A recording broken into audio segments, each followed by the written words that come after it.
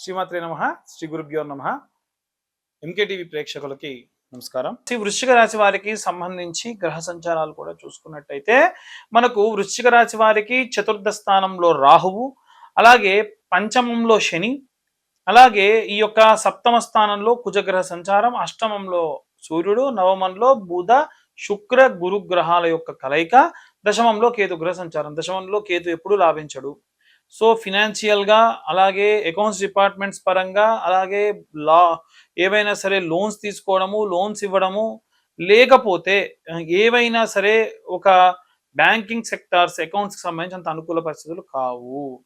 నవమంలో ఉన్నటువంటి బుధ శుక్ర గురువుల యొక్క కలయిక ఏంటంటే న్యూట్రల్గా ఉంటుంది. విద్యార్థులకు కానీ ఉద్యోగస్తులకు కానీ అందరు కూడా చాలా మంచి న్యూట్రల్ పార్ట్స్గా చూడవచ్చు. అట్లని చెప్పి అద్భుతమైన రిజల్ట్స్, మంచి పాజిటివిటీ ఉంటుందని చెప్పలేము.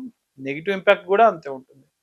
వీటితో పాటుగా 4వ స్థానంలో ఉన్నటువంటి రాహు తల్లిదండ్రులకు సంబంధించి ఆరోగ్య సమస్యలు ఏమైనా సరే రేకెత్తించడము, గుర్తు చేయడము, కుటుంబ సభ్యుల యొక్క ఆరోగ్య సమస్యల్ని పదే పదే ఇబ్బంది పెట్టడం లాంటివి జరగవచ్చు. పంచమంలో ఉన్నటువంటి శని ఎవరైనా ఒక తెలిసినటువంటి పరిచయం ఉన్నటువంటి ఏదైనా రిలేషన్షిప్ లో ఉన్నటువంటి వ్యక్తితో విభేదాలు, మానసికమైనటువంటి ఆందోళన కలిగేట్టుగా చేస్తాడు.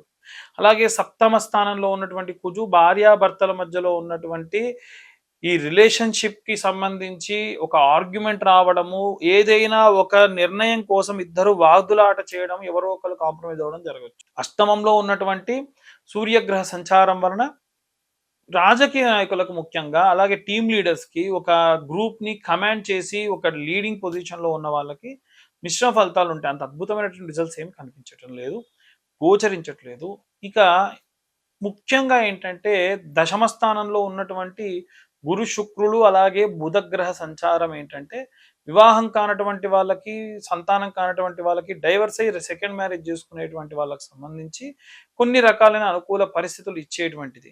ఈ అనుకూల పరిస్థితులు ఈ సమయంలో గనక పాశుపత హోమాలు లాంటివి చేసుకుంటే మంచిది. కింద ఉన్న నెంబర్ కాంటాక్ట్ చేసి డీటెయిల్గా మనకు కన్యావర పాశుపత హోమాల గురించి డీటెయిల్గా మీతో మాట్లాడడం, చెప్పడం జరుగుతుంది. ఇవే కాకుండా ఈ ఉన్న మిశ్రమ ఫలితాలు, అనుకూలంగా లేని ఫలితాల నుంచి బయటపడాలనంటే ఏ రెమెడీస్ తీసుకోవాలి, ఏ మంత్రం చదవాలనేటువంటి విషయాల్ని ఇప్పుడు మనం తెలుసు. ఇప్పటి వరకు మనం ఈ రాశి వాళ్ళకి సంబంధించి ఎలా ఉండబోతుంది గ్రహ సంచారాల గురించి మాట్లాడుకున్నాం. వాటి యొక్క ప్రతికూల పరిస్థితులు, అనుకూల పరిస్థితుల గురించి కూడా తెలుసుకున్నాం.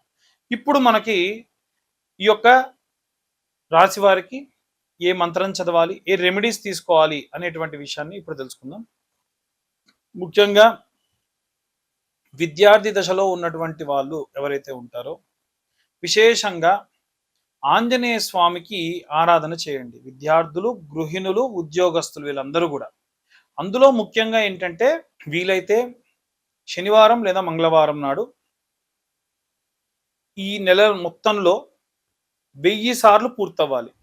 చేసినప్పుడల్లా కనీసం మనం ఒక 100 సార్లు ఇప్పుడు నేను చెప్పేది చేయాలి. ఏమిటి అని అంటే ఒక పేపర్ మీద శ్రీరామ అని రాసి, ఆ పేపర్లోనే కింద మీ యొక్క కోరికను కోరుకొని, అంటే కోరికను కూడా రాసి, సూది దారంతో లేకపోతే మామూలుగా పూలల్లినట్టుగా ఒక 100 సార్లు రాసినటువంటి పేపర్లని అల్లి ఒక దండలా చేసి ఆంజనేయ స్వామి మెడలో వేయండి.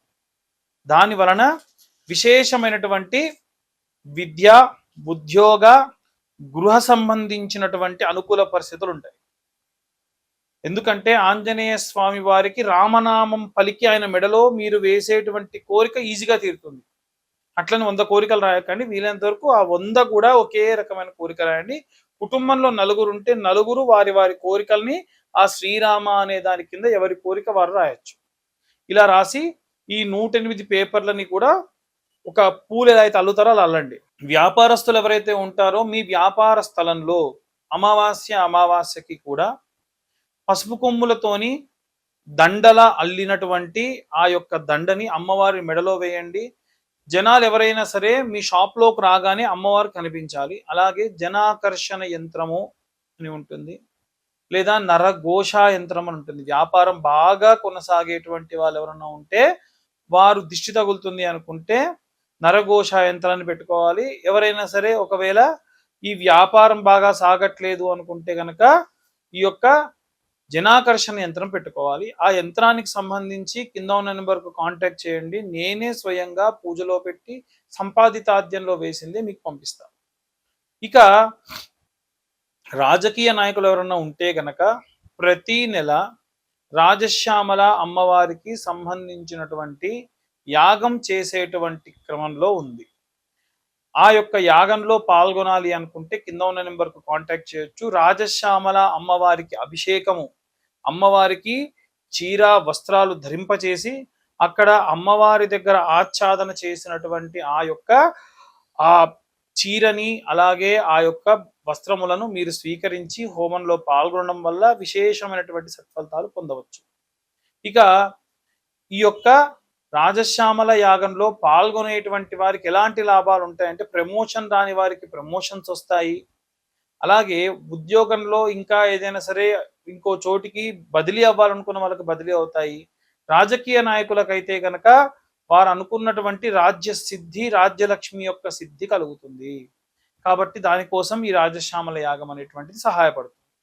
అలాగే ఎవరైతే ఈ యొక్క రైతులు ఉంటారో వాళ్ళు అంతకు మునుపు నెలలో నేను చెప్పింది మీకు చాలా సులువుగా, మీరంతా మట్టికి చాలా దగ్గరగా ఉంటారు కాబట్టి జంటనాగులు ఉన్నటువంటి దేవాలయంలో అభిషేకం చేసి ఆ అభిషేకం చేసినటువంటి నీరు కానీ పాలు కానీ ఎక్కడైతే మట్టిలోకి వెళ్తాయో ఆ మట్టి అంతటిని కూడా తీసుకొని వాటిని తీసుకొని వెళ్ళి మీ యొక్క పొలాల్లో చల్లుకోవడం మంచిది. మీ పొలంలో నైరుతి భాగంలో గుమ్మడి పండు అలాగే నిమ్మకాయ పోసి పెట్టండి. పసుపు కుంకుమ వేసే పని లేదు. దీని వలన భూమికి సంబంధించి సారము చాలా అద్భుతంగా పెరుగుతుంది. ఆరోగ్యం బాలేకుండా ఉన్నటువంటి వృద్ధాప్యంలో ఉన్నటువంటి వాళ్ళు ఎవరైనా సరే ప్రతి నిత్యము కూడా సాయంత్రము కాలభైరవాష్టకాన్ని చదవడం మంచిది.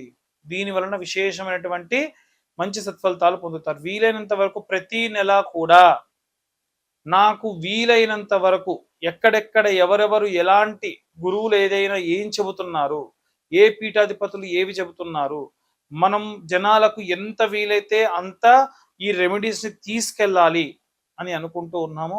అవన్నీ కూడా మీకు చెప్పడం జరుగుతూ ఉంది. కాబట్టే వీలైనంత వరకు నా ప్రయత్నం నేను చేస్తూ ఉన్నా. మనం దైవిక ప్రయత్నం మానవ ప్రయత్నం చేయాలి, తర్వాతకి భగవంతుడా అనాలి. షడ్యమం మానవ ప్రయత్నం, సప్తమం దేవచింతనం.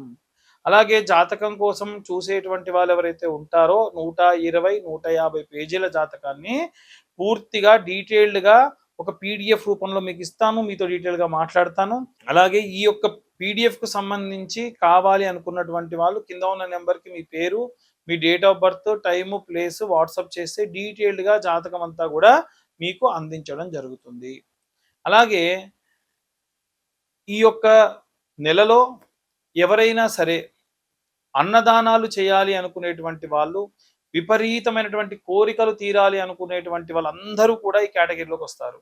మీరందరూ కూడా నిత్యం అన్నదానం చేసేటువంటి వాళ్ళే. ఎలా చేయాలండి అనంటే ఒక పిరికెడు బియ్యం మీరు అన్నం వండుకునేటప్పుడు కొత్త డబ్బాలో వేయండి, తూచా తప్పకుండా.